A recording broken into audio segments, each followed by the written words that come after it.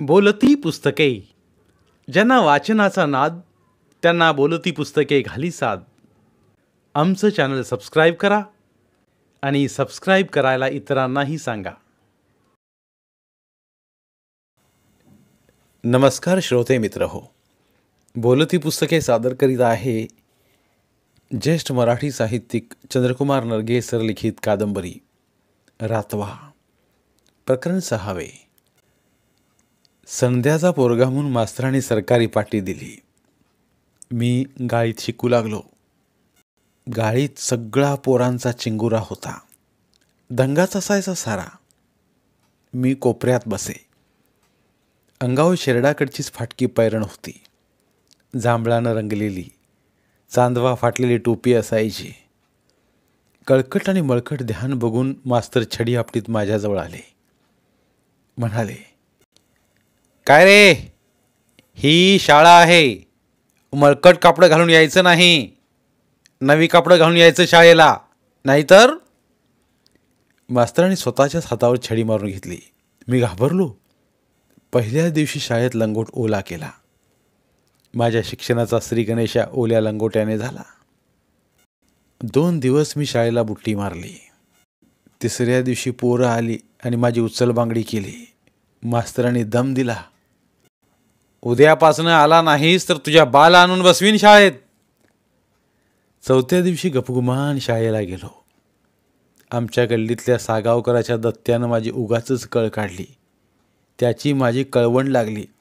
त्यात दत्त्याचा पाय माझ्या पाठीवर पडला. पाठी फुटली. मी रडायला लागल्यावर मास्तरांचं लक्ष गेलं. त्याने दत्त्याला 2 रूळ मारलं. दत्त्याचं हागमूत झालं. तो वर्गातनं तसाच पळत सुटला.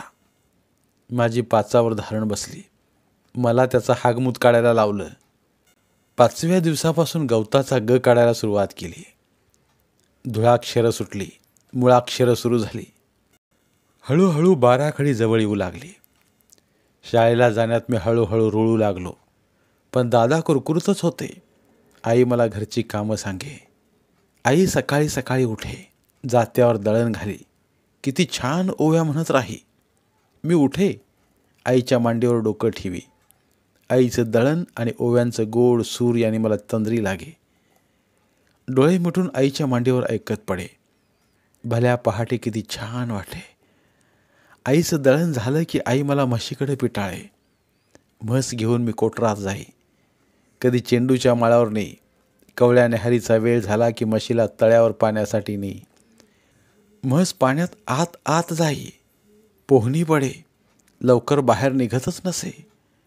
दगडं मारी तरीही ढम्मपणे पोहत राही. मी तळ्याच्या काठावर अडकून दिला येई. मग कुणीतरी पोहणाऱ्या माणसाला माझी दया येई. तो म्हशीला हाकलून बाहेर काढी. रागानं माझा तीळ पापड होई. काठीनं मारीतच तिला घरापर्यंत आणे. मग जेवण बिगी बिगी करायचं. पाटी घ्यायची आणि शाळा गाठायची. उशीर झाला की मास्तरांच्या हातातला रूळ आपलं काम बजावी. तळहाताला झिंजिना यायच्या. तशा झिंजिनणाऱ्या हातानं तलवारीचा काढत राहायचा. गळक्या नाकानं न नळाचा गिरवत राहायचा. संध्याकाळी शाळा सुटली की इतर पोरं मनसोक्त पळायची, हुंदडायची. खेळ खेळत शाळेतला शीन घालवायची. मला मात्र सुटका नव्हती. घरात पाटी ठेवली की तडक रान गाठायचं. शेरडांना पाला घेऊन यायचं. म्हस सोडायची. कडूसं पडताना घराकडं परतायचं. आई चुलीपुढं भाकरी घालायला लागली की चुलीच्या उजेडात शाळेत दिलेलं धड गिरवत बसायचं.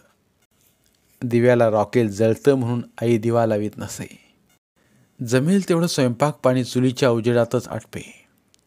तीही रानामाळातून दमून आलेली असे. तरीही आईला माझ्या अक्षर गिरवण्याचं कौतुक वाटे. मी शाळेला जावं, शिकावं. घरातलं कोणी नाही, निदान या पोरानं तरी शिकावं असं तिला आता वाटू लागलं होतं. आबा, आप्पा, तात्या अजूनही नाखुशच होते. मी रानात यावं, काम करावं, कामाची सवय लावून घ्यावी असं त्यांना वाटे. आईनं ह्यातलं त्यात त्यातलं ह्यात करून कशी तरी मला बिळाशीच्या बाजाराला जाऊन एक पैरण आणली. एक पाटलून आणली.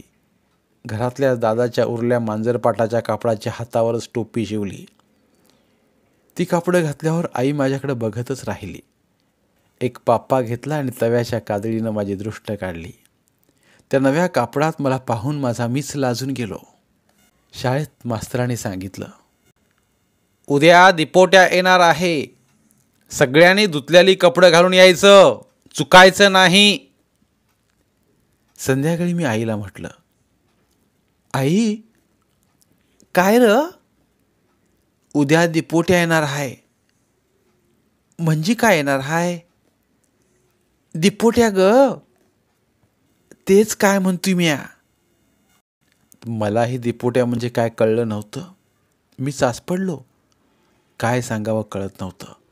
मग मीच म्हणालो, शाळा तपासायला येणार आहे. मग आई अंदाजानं म्हणाली, साहेब फाईब का कोणतरी असेल मग, तेच काहीतरी. मग र, साबण पाहिजे. अरे घरात कधी घेतला का तरी? पोरं म्हणत होती साबणानं कापड धुवून यायचं. तेवढ्यात दादा घरात आले. माझं बोलणं त्यांच्या कानावर गेलं. ते आईला म्हणाले, काय म्हणते यो? आबाच्या ऐवजी दादा कंटूर आणायला गेले होते. ओझ्यानं शिनून आले होते. चालून दमले होते. त्यात माझं बोलणं ऐकून त्राग्यानं बोलले. आई भाकरीचं पीठ मळीत म्हणाली, कापडं धुवून यायला सांगितलंय साळत. मग साबण पाहिजे म्हणत होता. आमच्या बापजाद्याने साबण बघितलेला नाही आणि हेला धुयाला पाहिजे. आम्ही ते काळ्या मातीनं आणि किंदळाच्या पाल्यानं घासून धडूचं धुतोय आणि हेला साबण पाहिजे. लय शाळा शिकणारा झाला काय? पर मास्तराने सांगितले म्हणून ते पोर बोलतय. लई कड ओढू नकोस त्याचा तू बी. त्या मास्तराला दे की म्हणावं आपल्या पगारातनं. पगार खातूया नव सरकारचा. त्या परास उद्यापासून साळाच बास. दादाचा रागाचा पारा चढला होता. मी गांगरून गेलो. आई गप्प झाली. दादाचा तापटपणा तिला माहीत होता. आईनं मला बाहेर जायला खुणावलं. मी बाहेर गेलो. चौकटीला धरून अंधारात उभा राहिलो. सकाळी चिंगा अक्का आणि मी नदीवर बिळास गवंडावर गेलो. अक्कानं बाद्यातल्या काळ्या मातीचा ढेकूळ घेतला. काठावरच्या किंदळाचा पाला ओरबाडला. काळ्या मातीनं आणि कुस्कुरलेल्या किंदळाच्या पाल्यानं कापडं घासली. दगडावर आपटून सबकून धुतली, पिळली आणि मी तशीच ओली पिळून कोरडी केलेली कापडं अंगावर चढवली. घरात येईपर्यंत तशीच अंगावर वाळली. पाटी घेऊन लकपक अंगानं शाळा गाठली. ते कंटुराचे दिवस होते. तसेच चळवळीचेही दिवस होते. माणसं बोलत, महागाई वाढली या, तिकडं कुठं युद्ध भडकलंय, आपल्यावर गोरासाहेब राज्य करतोय, त्यो कुठनं साता समुद्रा पलीकडनं आलाय, त्याला घालवायची चळवळ चालली या, सोजीर फिरतायत, माणसाची पकडून नेत्यात, तुरुंगात डांबत्यात. आमच्या घरात ही दबल्या आवाजात असं बोलणं चाले. आम्ही तसे लहानच.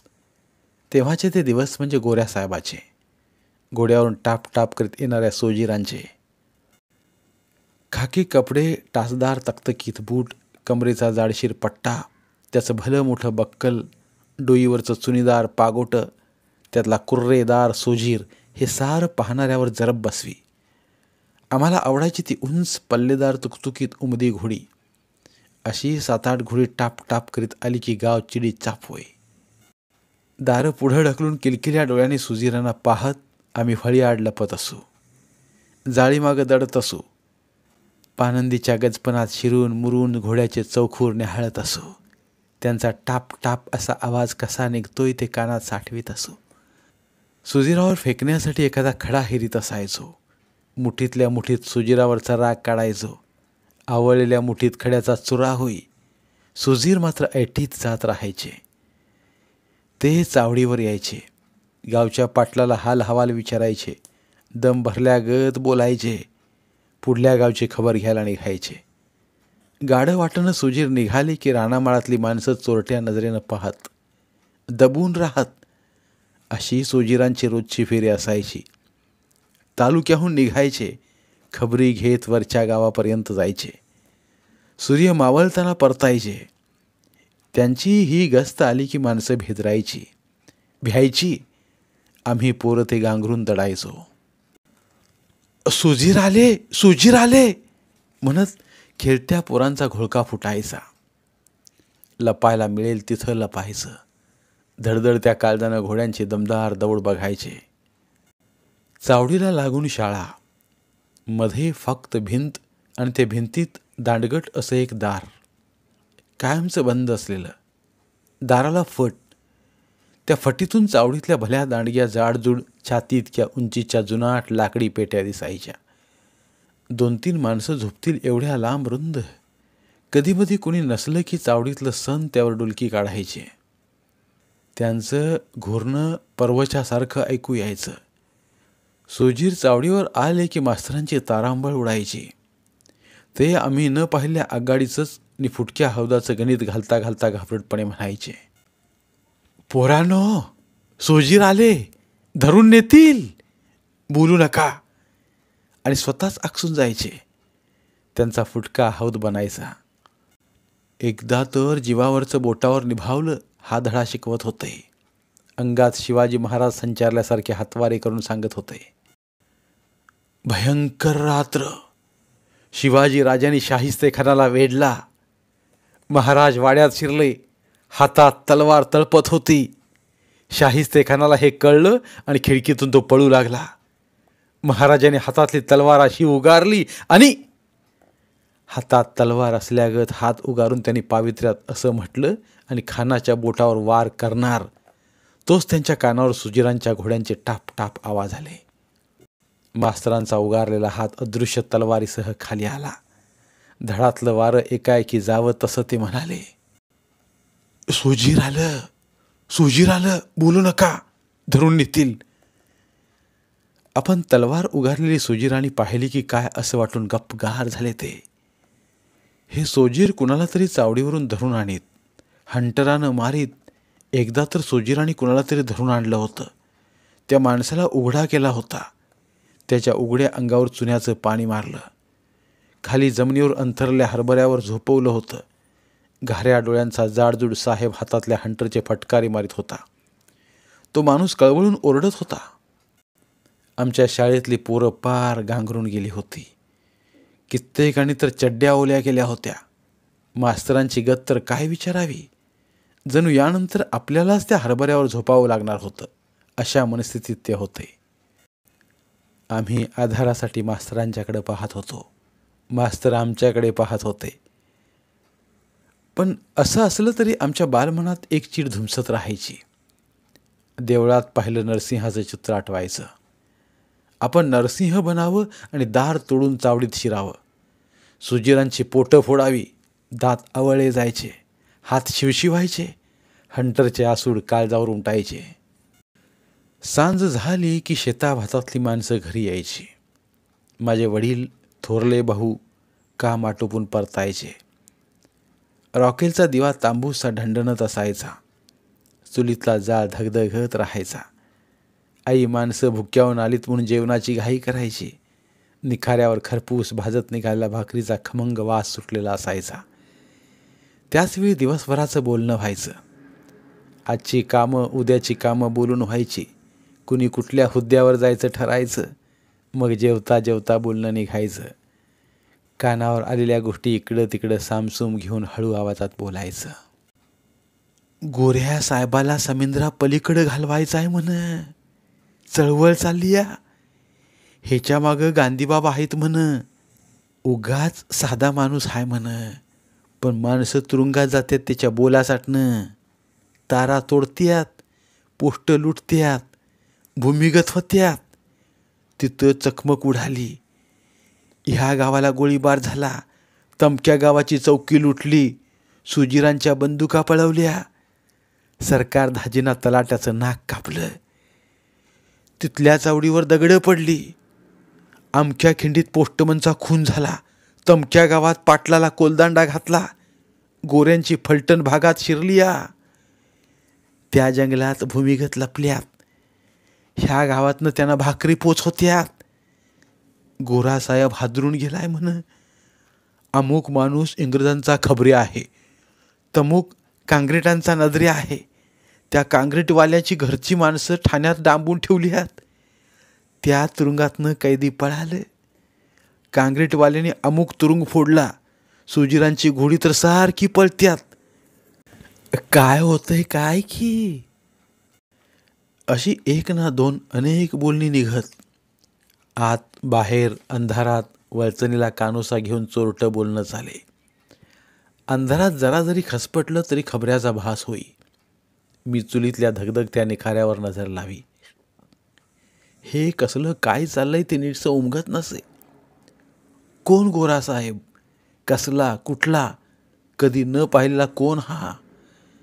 हे भूमिगत म्हणजे कोण? असे का करतात? नाक का कापतात? तारा का तोडतात? कसल्या त्या तारा? काही कळत नसे. कसलीच तार जुळत नसे. पाहण्यात न आलेल्या ह्या काहीतरी भयंकर गोष्टी आहेत असं वाटत राही. त्यांची खोटी चित्र डोळ्यांपुढं उभं करण्याचा चाळा करीत राही. थरारून जाई. स्वप्नात आपल्या हातांनाच पंख फुटल्याचा भास होई. पण हा चाळा लवकरच थांबला. कानावरच्या गोष्टी डोळ्यात देखत घडू लागल्या. गावात वडाराचं घर होतं. असंच उपरं कुठून तरी आलेलं. त्यांचा दगडी चाकांचा गाडा आम्हाला फार फार आवडे. त्यातही वडाराचा थोराड पोर सित्या. तो तर गमत्या हरकाम्या. खांद्यावर सुतकी, एका हातात पहार, पुढं निघाल्या रेड्यांचा गाडा. हे चित्र आमच्या बालमनाला पकडून ठेवी. सित्या खान काढी, दगडं फोडी. त्याच्या पहारीचा खणखणीत आवाज सगळा दरा घुमवी. तो सुतकी खांद्यावर घेऊन टेकडीवर उभा राहिला की हनुमंतासारखा दिसे. त्याचं शरीरही तसंच दणकट, तकतकीत, दंड बेडकी फुगल्यासारखे, घोटीव. शिकारीचा नाद्या, खोकडांचा पाठलाग करी, घोरपडी दगडातून ओढी, घुबडाच्या ढोलीत हात घाली.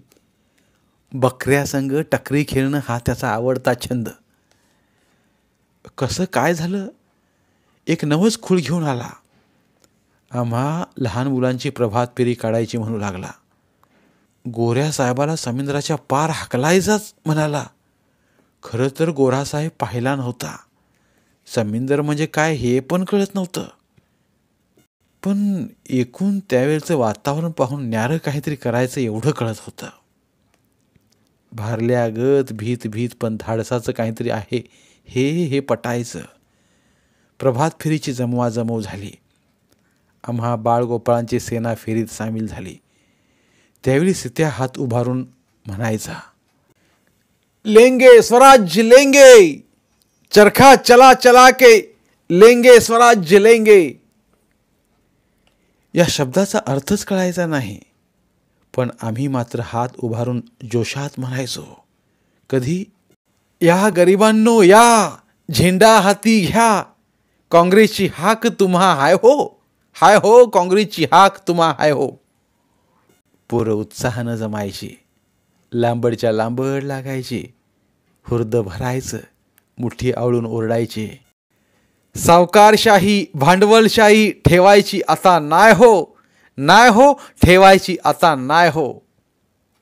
मातीची मडकी, जवारी किडकी, घर नाही धडकी, गरिबांच्या नशिबी हाय हो. आम्ही असं म्हणत निघालो की आयाबायांचे गोरगरिबांचे डोळे पाणवायचे. सित्या काहीतरी भल्याचं चिंततोय असं त्यांना वाटे. सुजिरांच्या भीतीनं आपल्या पोरांना न पाठवणाऱ्या आया आपल्या मुलांना प्रभात फेरीत पाठवू लागल्या. अगं स्वराज्य मिळवायचंय औंदा ग, म्हणून कारभारनी सोडलाय कामधंदा. आम्हाला राज मिळवायचंय अशा तोऱ्यात आम्ही म्हणत असू. अशा तालात घोषणा देत असू. गोऱ्या साहेबाला बजावल्यासारखं हात उभारीत म्हणायचो, पार करो, पार करो, दर्या पार करो. एकदा मुठी वळवत घोषणा देत असताना सुजिरांचे घोडे टाप टाप करीत आले. भित्री पोरं पळून गेली. सित्या तिरंगी झेंडा हातात धरून करारानं उभा होता. सुरुंगाची दारू ठेचून भरल्या नळकांड्याच्या वातीला त्यानं काडी लावली. सुजिरांच्या रोखानं फेकली. मोठा स्फोट झाला. घोडी दचकली. टापावर हडबडली. सोजिरांची गाळण उडाली. गोडी कुठल्या कुठं उधळली. सीत्याला धरून न्यायला पोरांना पकडायला गोरी फलटण येणार अशी आवई फुटली. सीत्या बेपत्ता झाला. या काळात काँग्रेसचा सर्वत्र बोलबाला झाला होता. खेड्यापाड्यातली माणसं त्यांना काँग्रेट म्हणत. काँग्रेटानं असं केलं, काँग्रेटानं तसं केलं असं बोललं जाई.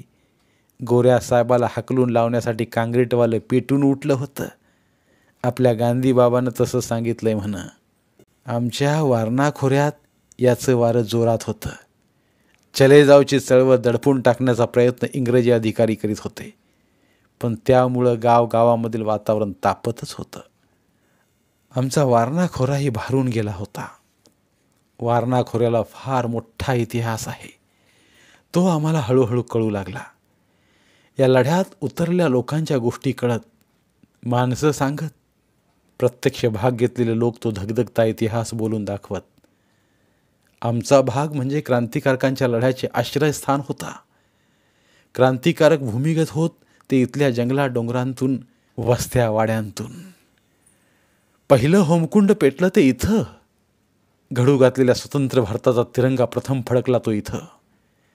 त्यालाच 82चं बंड म्हणतात. त्या रणसंग्रामानं अवघ्या पिढीची काळजं मंत्रून टाकली होती. आमच्या कानावर आलेलं होतं. भारतभर ब्रिटिशांच्या विरोधात असंतोष पसरला होता. 1857ला सैन्यातही पडसाद उमटले होते. त्यातूनच मंगल पांडे याने उठाव केला. 1857चे बंड झाले. ब्रिटिशांच्या जुलमाखाली देश भरडला जात होता. हा पारतंत्र्याचा काच फेकून देण्यासाठी इंग्रजी राजवटीविरुद्ध वातावरण तापत होते. त्यात महाराष्ट्र मागे नव्हता. लोकमान्य टिळकांनी स्वराज्य हा माझा जन्मसिद्ध हक्क आहे हा मंत्र उच्चारला होता. राजकीय जागृती होत होती. महात्मा फुले यांनी सत्यशोधक समाज स्थापन केला होता. सातारा जिल्ह्यातील सत्यशोधक समाजातर्फे जलशांच्या माध्यमातून सामाजिक लोकजागृती चालू होती. अशा तऱ्हेने राजकीय आणि सामाजिकदृष्ट्या लोकांची मने पारतंत्र्याविरुद्ध तयार झाली होती. हे वारं वारणा खोऱ्यातील डोंगर दऱ्यापर्यंत पोहोचलं होतं. या परिसरातील नव्या रक्ताची तरुण पिढी आपल्यापरीने क्रांतीकडे वळली होती. हा वारणा खोऱ्यातील मुलूख म्हणजे डोंगर रांगांनी वेढलेला. शिराळा पेट्यातील बिळाशी हे गाव या भागातील चळवळीचे प्रमुख केंद्र बनले होते. स्वातंत्र्यप्राप्तीसाठी ही माणसं झपाटून गेली होती. या भागातील बाबूराव चरणकर, गणपतराव पाटील, दत्तोबा लोहार, गोविंद पाटील, दत्तात्रय पोतदार, बापूसाहेब शेडगे, देशमुख, बापूभाई मुलानी, मारुती हवालदार, चंद्राप्पा धस, भाऊ पवार, रंगराव दांडेकर इत्यादी तरुण पिढी कशाचीही पर्वा न करता या चळवळीत उतरली होती. यांच्या बरोबरीनंच धोंडूबाई म्हस्के, मैनाबाई धनगर, मुक्ताबाई साठे, राजूबाई पाटील या वीरांगनाही साथ देत होत्या.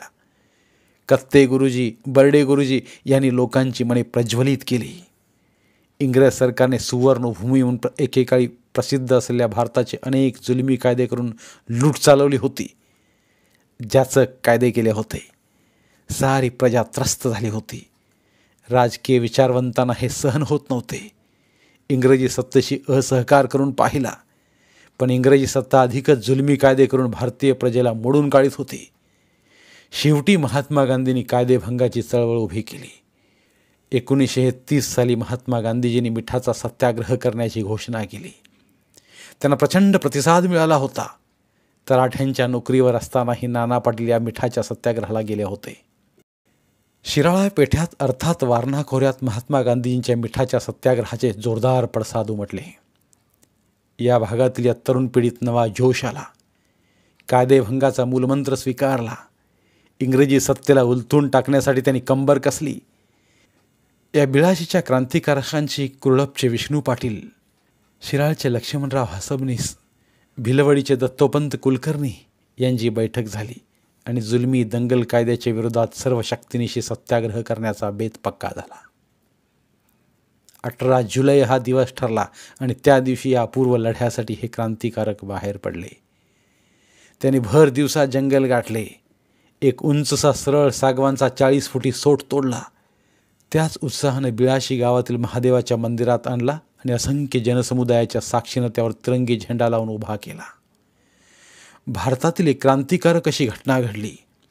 भारताच्या स्वातंत्र्याची पहिली निशाणी असलेला तो तिरंगा झेंडा वाऱ्यावर लहरत होता आणि भारत माता की जय चा जयघोष वातावरणाला भारून टाकत होता.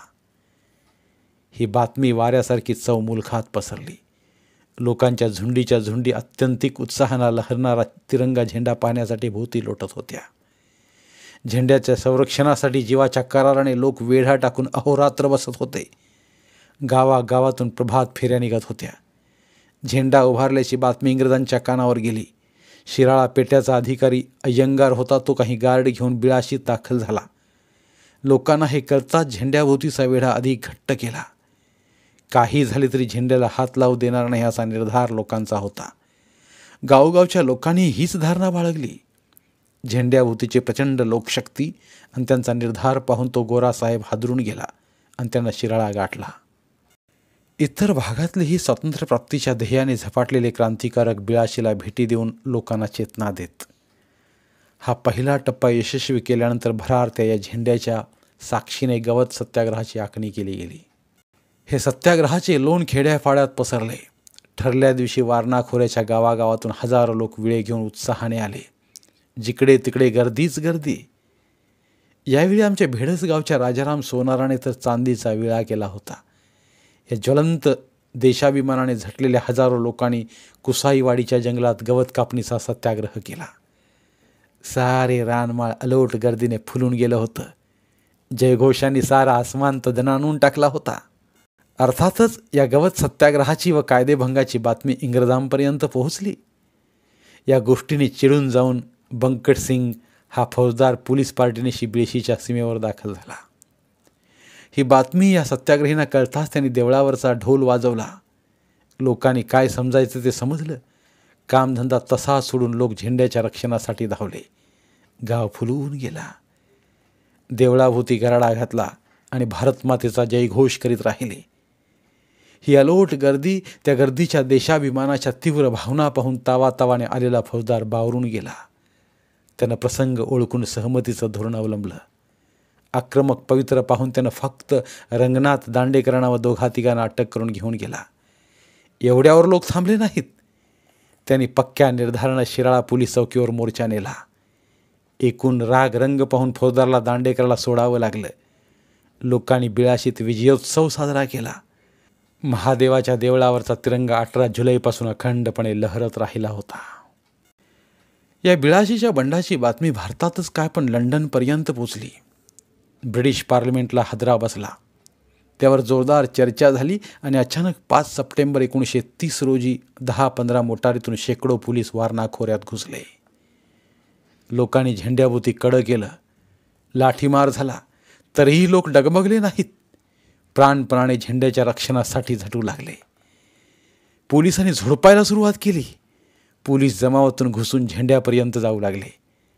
झेंड्याभोवती राजूबाई कदम, धोंडूबाई मस्कर, मैनाबाई धनगर या स्त्रियांनी संरक्षण कडं केलं. पोलिसांनी राजूबाई कदम यांच्या नाकावर काठी मारली. ती रक्तबंबाळ झाली. मैनाबाई धनगरीनं झेंडा काळजात लपवला. भयंकर झुंबड उडाली. पोलिसांनी काही लोकांना अटक केली. तो डांब घेतला आणि शिराळ्याला जायला निघाले. पण लोक विरोध करीत होते. दगड धोंडे गाड्यावर मारित होते. मार खात होते. जखमी होत होते. हा तीव्र लढा जीवन मरणाचा झाला. पोलीस गाड्या गावातून निघतात. शंकर भाऊ चांभार आणि धुंडी संतू कुंभार यांनी वाटेवर दगडफेक सुरू केली. ते पाहताच पोलिसांनी त्यांच्यावर गोळीबार केला. 2 ताज्या रक्ताचे देशप्रेमाने वेडे झालेले वारणेचे हे तरुण सुपुत्र बळी पडले. देशाच्या स्वातंत्र्यप्राप्तीसाठी त्यांनी जणू आत्मबलिदान केलं. असे हे बिळाशीचे बंड भारतभर नवे वारे घेऊन आले. ब्रिटिश सत्ता या बंडाने थरारून गेली. शिराळा पेठा, वारणा खोरा, सातारा जिल्हा क्रांतिकारकांनी ढवळून काढला. स्वातंत्र्यपूर्व काळात ब्रिटिशांच्या जुलमी पारतंत्र्यात बिळाशीने 50 दिवस 18 जुलै ते 5 सप्टेंबर 1930 स्वतंत्र भारताचा तिरंगा झेंडा प्राणपणाने फडकत ठेवला होता. ही अपूर्व घटना होती. अशा घडलेल्या गोष्टी कानावर पडत होत्या. काँग्रेसवाल्यांनी चरणाची पोलीस चौकी लुटल्याची व बंदुकांसारखी हत्यारं पळवल्याची वार्ता कानोकानी झाली. इंग्रजाला सामील आहे म्हणून कुठल्या तलाट्याचं नाक कापल्याचं ऐकिवात आलं. भागातल्या काँग्रेसवाल्यांच्या वार्तागोऱ्यांना कळवतो म्हणून पावल्याच्या खिंडीत बिळाशीच्या पोस्टमनचा खून करण्यात आल्याचं सगळीकडे नुसतंच पसरलं होतं. चावडीचा वसूल झालेला खजिना तालुक्याला चालला तेव्हा काँग्रेसवाल्यांनी मध्येच लुटून नेल्याचं समजलं. अशा वार्तांनी सारा भाग ढवळून निघाला होता. काँग्रेसवाले सापडत नसत, भूमिगत होत. एकदा आमच्या बाद्यात लपलेलं तात्यानं पाहिलं होतं. शाळा शिकता शिकता या गोष्टी माझ्या कानावर पडत. काँग्रेसवाल्यांची भीतीही वाटे आणि उत्सुकताही वाटे. काँग्रेसवाल्यांना पाहावं असं वाटे. आमच्या शेताजवळून सोजीर घोड्यावरून जात त्यावेळी मला त्यांचा राग येई. दडून त्यांना दगडं मारावेत असं वाटे. ठेचून काढण्यासाठी हात शिवशिवत. शाळेत पाठ केलेली कविता ओठावर येई.